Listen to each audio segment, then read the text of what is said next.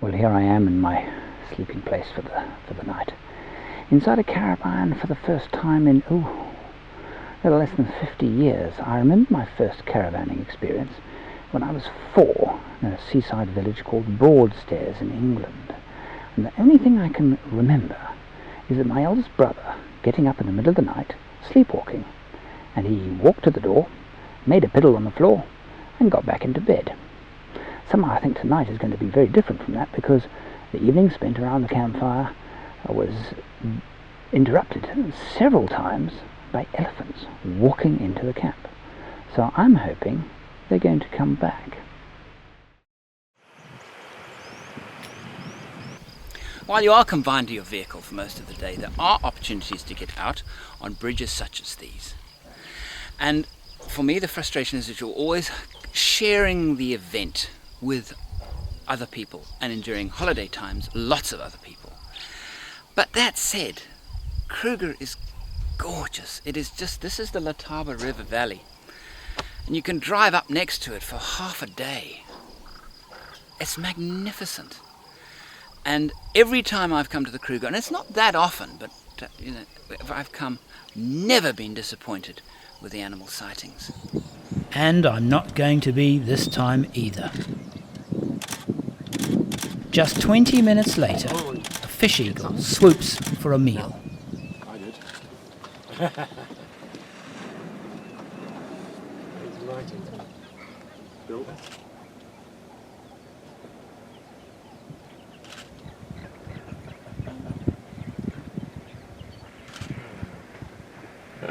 Elephants mate and then frolic in the river.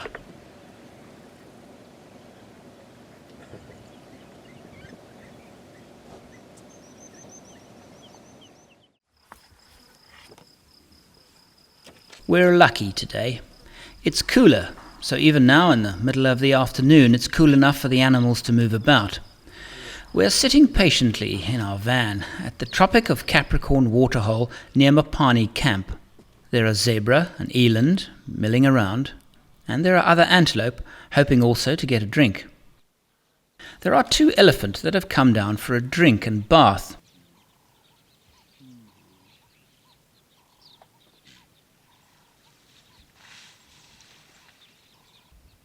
What's upsetting everyone are the 3 adolescent lion. So now, instead of everyone getting along, everyone is skittish, ready to flee at the first sign of trouble. A scene from a wildlife documentary is being played out before us.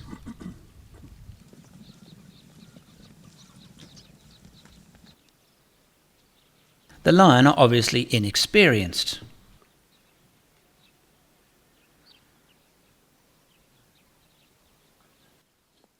And then one of them notices a lone wildebeest. He's thirsty, he wants a drink. Oh, look at that. They're going to go after this wildebeest. He's going for the wildebeest.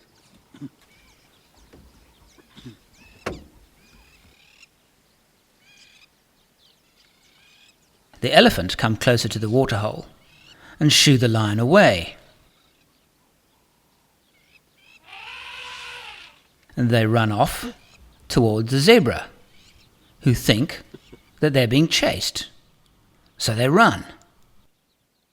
The zebra might be experienced, but they're completely confused. They don't know which way to go or what to do.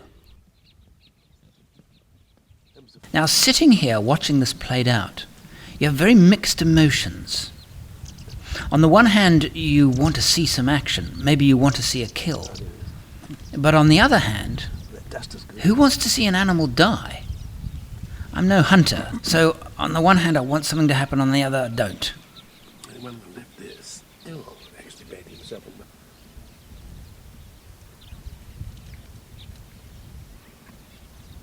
The lions begin to move. The zebra are completely confused, and they become very flatulent when they are confused.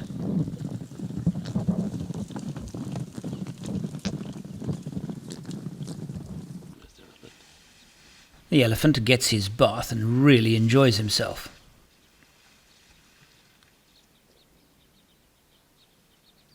So in the end, the lion go hungry.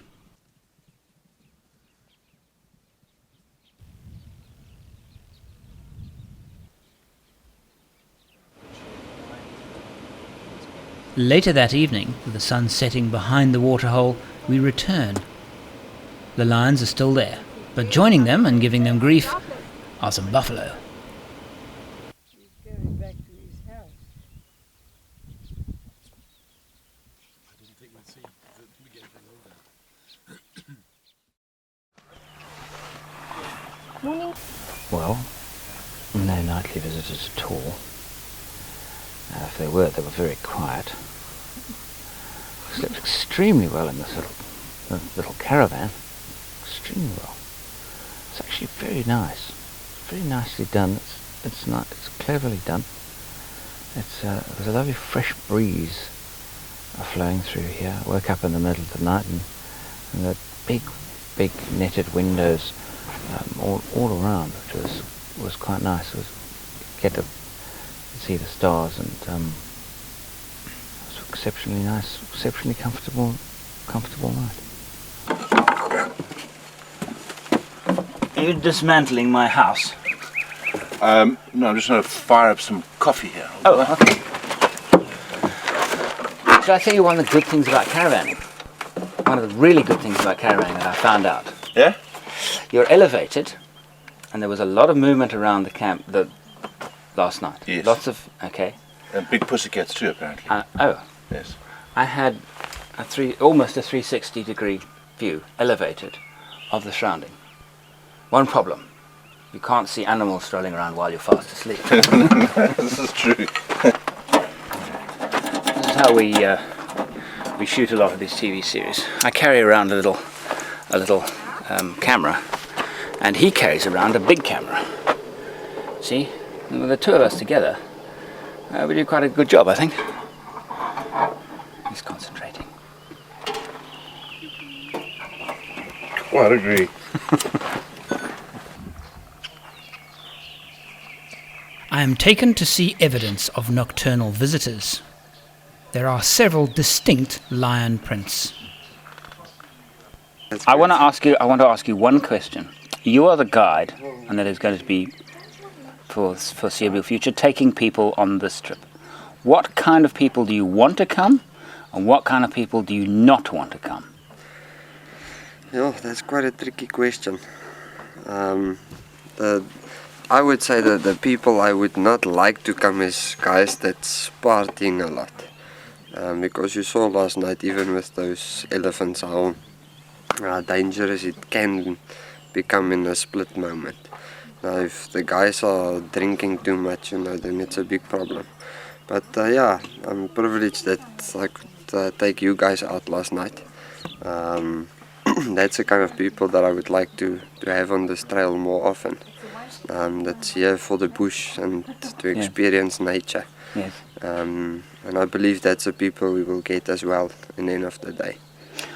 Do you have a maximum number of vehicles stroke people? What is that? 5 vehicles. Yeah. Okay, and then maximum 4 people per vehicle.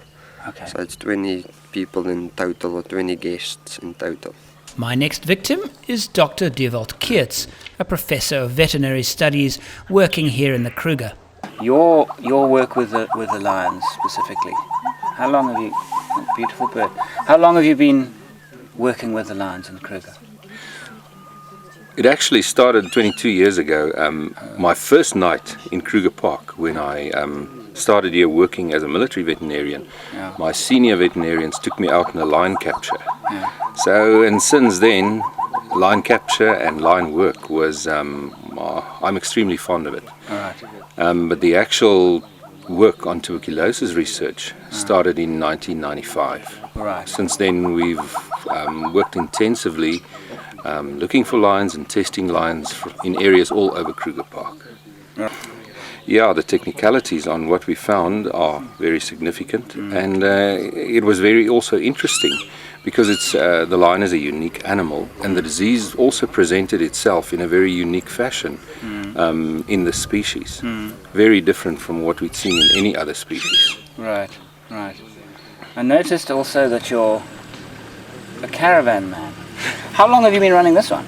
So Jurgens lent this caravan to the project late 1999. So, well, what is that? 10. It's almost 10 years that I've used it now. Okay. And it's very handy because we dart the lines from the other side of the caravan. We use the caravan as an actual hide when we're outside as well. You can prepare your suppers here, and the lines are still on the other side of the caravan because we position the bait on the other side of the caravan and the sound system and so forth. Right. So you can sit and relax here and eventually go into your caravan Yes.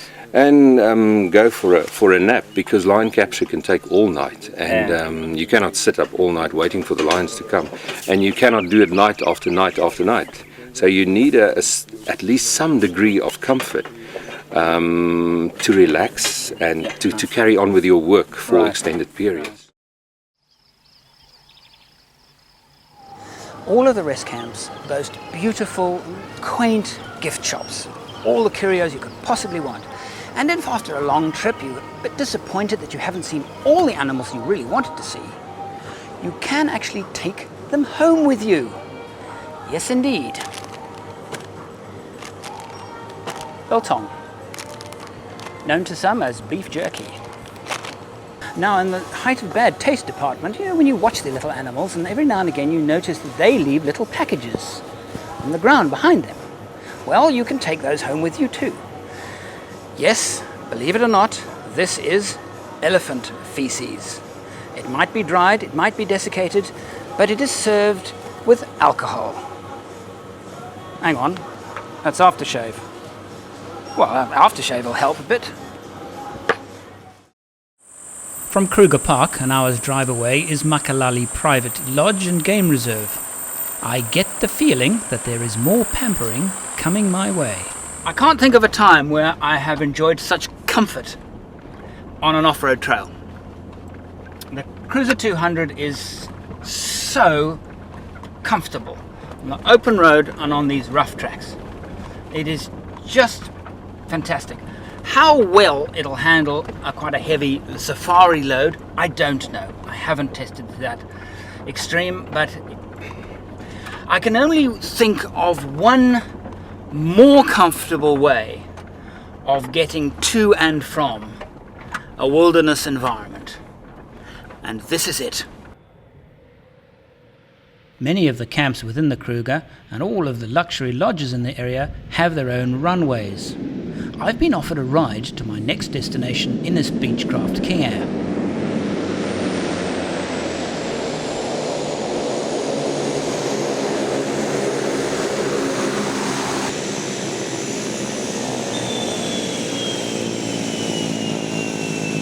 It's here disgorging tourists and will be taking me out in a few days. In the meantime, I'll just have to put up with the pampering.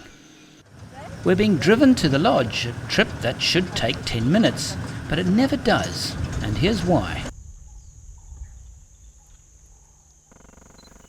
We're being needlessly held up by cheetah. I didn't know they climbed trees.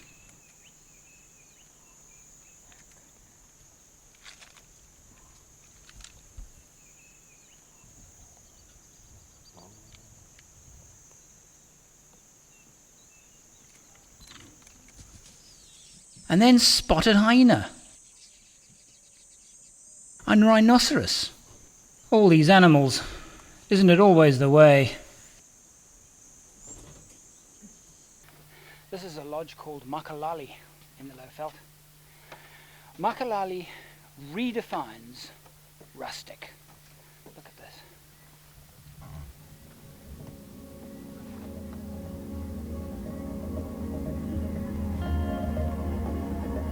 Makalali is extraordinary.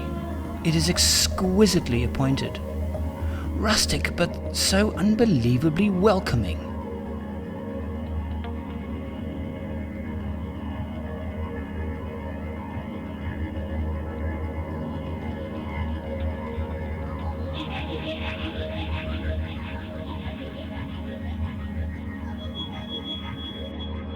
The only conclusion I can come to.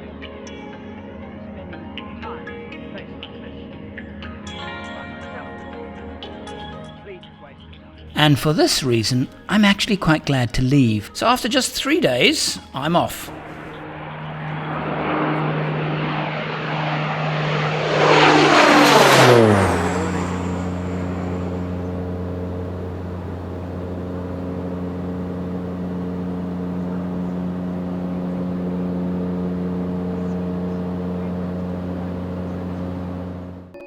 Did you enjoy that? Then please subscribe. If you'd like to take our relationship to the next level, from just $1 a month to support my productions. Or if you'd like to download everything I've ever made, go to forexoverland.com.